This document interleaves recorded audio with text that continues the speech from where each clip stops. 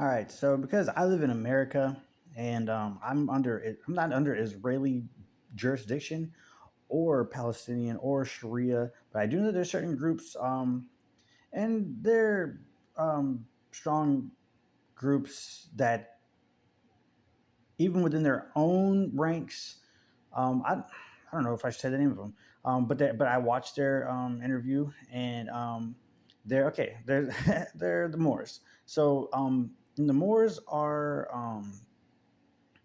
they have this issue, and it's not really too big of an issue. They said so, but seems to be an issue. Is as they claim sovereign citizenship, they believe it's sovereign citizenship under Moorish rules, which can lead into the Sanhedrin, I would assume, because it goes always back to by proxy laws. But nevertheless, they have a problem, and the Moors have a problem within their own self of there's so many people that want to be sovereign because it's important to be important, and feel like you're wanted in a place, and you should have that. You should have that as an American, but unfortunately, sometimes I guess some people don't feel like we do, and it sucks that you can't just be an American sometimes, because we're supposed to be able to have freedom of religion, but within the context of America, which is important, because I live in America. But this I was looking at this is Volume Two, Exhibit 66-210, and anytime you see the number 66, it's either my trademark with the white diamond suit in the future, which I'm not going to tell you what it means because it's not important for you to know, or whatever. Or 66 means what? The rules for the Illuminati. But in this document, it says document number 18620230724-WRI-03-03EN, parent document number. Okay, anyways, basically, is 186 legal consequences arising from the policies of the practices of Israel and occupied Palestine territory, including East Jerusalem. So, here's the thing. I was looking into the Sanhedrin being in the United States, and they are in the United States, but they're not under the Sanhedrin. They're under like the seats of the Sanhedrin, and they're very small branches, but they handle like when I called the other day, it was a Mrs. Franklin, and they handle like divorce. But do they handle divorce? The interesting thing is, you would think Sanhedrin is just Jewish, because like I don't really know too much about the Sanhedrin Jews, but do they handle the Sanhedrin under Sharia outside of Israel? And if they do, um, what do they do when it comes to like the death penalty and stuff? Because we're in America, and this is what I'm going to like. The Illuminati is 66, and any anytime you're really looking into the Illuminati, it's very complicated. They have like, what does the Illuminati mean? It means any unidentified flying object in the sky that is being fueled by something being burned. Um, which I'm not saying, you know what I'm saying. Anyways, being fueled by oil, as far as I'm concerned. But anyways, I'm going back to here. Shoot. But then I was looking at this. I was looking at this Sanhedrin Church activities, Churches of Jesus Christ of Latter Day Saints. They're involved with Dawn, Day, Day of Atonement, Day of the Lord, Deacons, Dead, Deadly, Dead Sea, Golden Rule, Golgotha, Goliath, Gomorrah.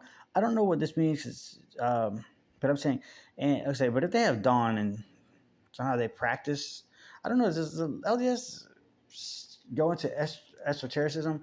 Because I know who can go into esotericism, and that is the Golden Dawn. And you would think that the Golden Dawn wouldn't be allowed within the Sanhedrin, but I'm not quite sure. And it says, so I looked it up, and it said originally answered an Orthodox Jew observant can follow the esoteric teachings and practices of a Hermetic order of the Golden Dawn, outer and inner. And then it says yes, but then it says outer and inner order. At any rate, technically, the initiate would only expect to learn about the magical practices and the grades of the neophyte to the portal. Moreover, the original intention of the founders of the GD which I found a document which is weird. It's a temple. It's like if you type in, um, I think it's Isis.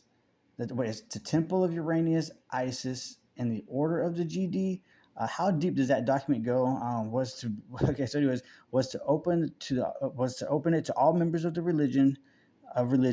The traditional briefing given to the candidates was that if the aspirant was not a Christian, he or she should at least be prepared to take an interest in Christian symbolism. Basically, they don't want you to be a Christian, but they want you to take an interest in just Christian symbolism, which I guess is fine considering that they're the Sanhedrin and they don't really care for Christianity, I'm pretty sure, because Jesus, I believe Jesus was and became the king of the Sanhedrin, but only in death. And he said that he wanted to end capital punishment because, well, you think that God was mad because um, you shouldn't kill people. But here's also what I think is interesting. Yes, you shouldn't kill people, but I think here's why it was so important that Jesus died, because he, when you're in an Illuminati and you open an Illuminati investigation, something very interesting happens. It opens up a worldwide network of being able to pull in money for support of sacrifice to the God of the Jews, which was El or Yahweh. And here's where the problem is. There's so many other religions, like such as name one that could get into an Illuminati investigation. I'm not saying they're involved in it, but imagine this. This is a satellite telecommunications system. It's called in the Hebrew Bible, Milcom and Molech are both gods of the Ammonites, a kingdom also known as the children of Jordan. But uh, the relations between these deities is uncertain. The description of Molech as a god of the Ammonites may be a scribal error, as further evidence against identifying Milcom with Molech, and I guess that's how you say it, notes that both are portrayed as having separate places of worship within the temple. Okay, but it's Milcom is actually a weapon system. Um, very important one, I assume. But I think they could maybe even have an infiltration with paganism in the high places. But look at it right here. It says, "Then he said to me, Sons of man, look toward the north. So I looked, and the entrance north of the gate of the altar. I saw this idol of jealousy, and he said to me, Son of man, do you see what they are doing? Utterly detestable things the Israelites are doing here, things that will drive me far from my sanctuary. But you will see things that are even more detestable." Then he brought me to the entrance to the court. I looked, I saw a hole in the wall. He said to me, Son of man, now dig into the wall. So I dug into the wall and saw a doorway there. And he said to me, Go in and see the wicked and detestable things they are doing here. So I went and I looked, and I saw portrayed all over the walls all kinds of all kinds of crawling things and unclean animals and idols of Israel.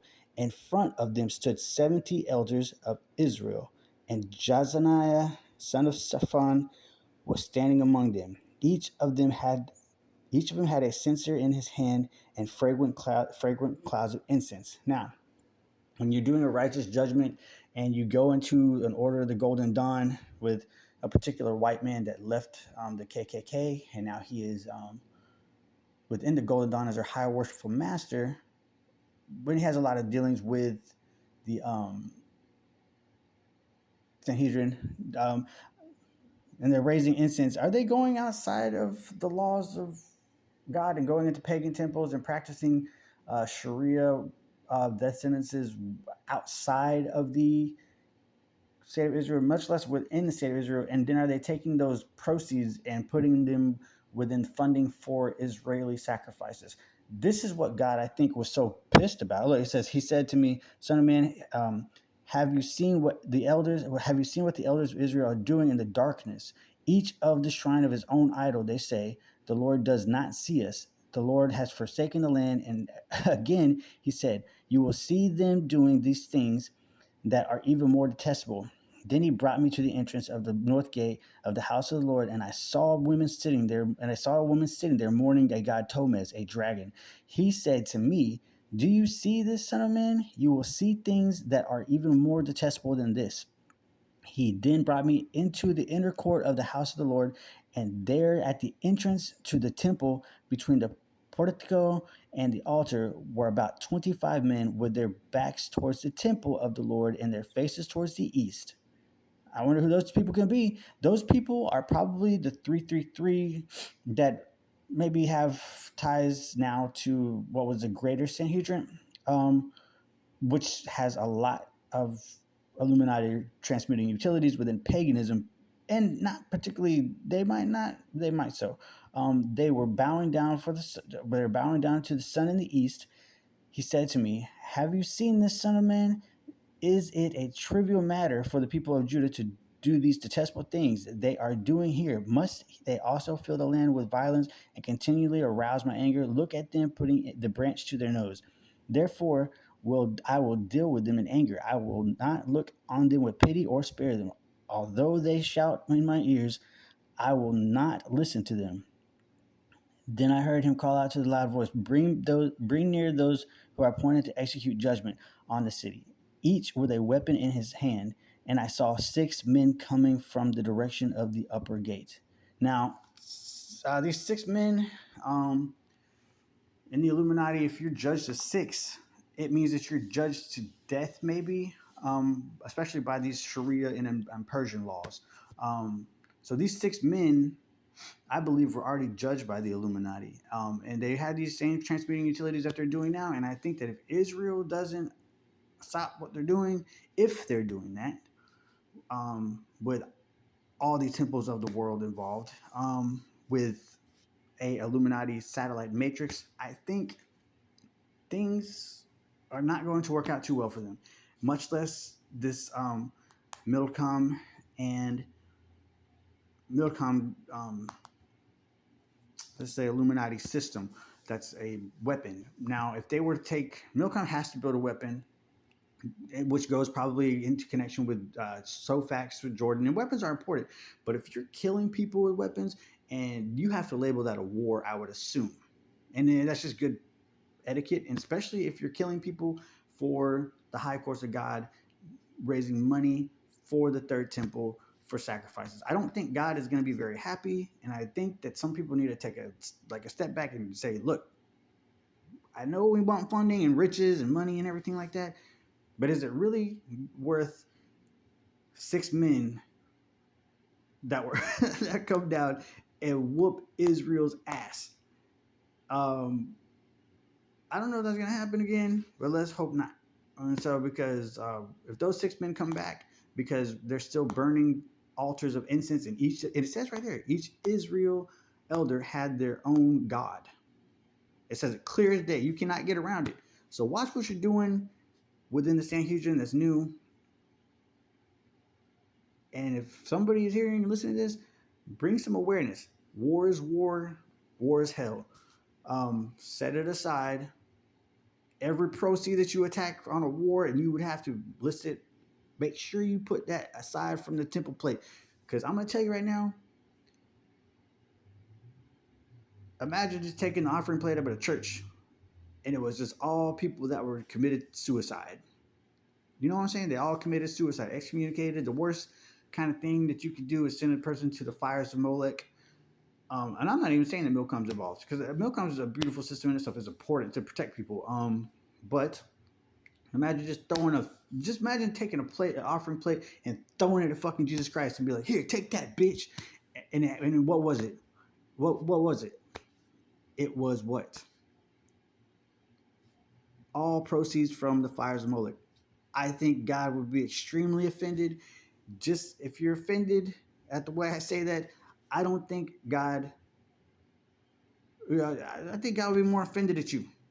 So, with that being said, if I'm wrong, I'm wrong. But thanks for listening. So I mean, it's just something to think about.